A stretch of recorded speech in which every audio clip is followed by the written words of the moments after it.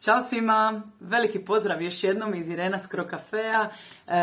Kao što znate, ovaj mjesec umjesto podcast epizoda, koje inače dodajem na svoj Patreon profil, dodavat ću više materijala, kao ovaj danas, dodavat ću više videa, u nadi da će vam to pomoći da vi više govorite hrvatski, da vježbate svoj izgovor i da učite nove riječi.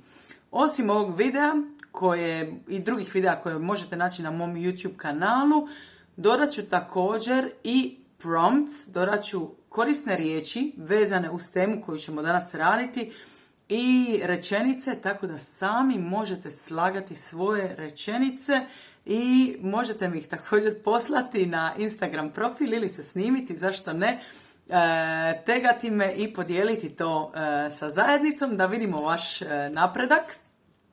Dakle, u ovom videu govorit ću o hrani koju ja volim jesti, koristit ću također ponovno većinom prezent i o hrani koju uglavnom jedemo u Splitu, u Dalmaciji, kada su vrućine i kada vam se ne da kuhati i tako dalje. Dakle, kao što znate, ja živim sada u Irskoj, ali kad sam u Hrvatskoj, također i u Irskoj, tijekom ljeta ne volim jesti puno meso, ne volim jesti tešku hranu, ne volim jesti, na primjer, sarme. U Hrvatskoj postoji to jedno nepisano pravilo da tijekom zime jedemo sarme, a tijekom ljeta jedemo punjene paprike. Tako tijekom zime, na primjer, jedemo fažol, jedemo grah, a tijekom ljeta jedemo ono što u Splitu zovemo fažolete. Dakle, postoji određena zimska hrana i postoji ljetna hrana.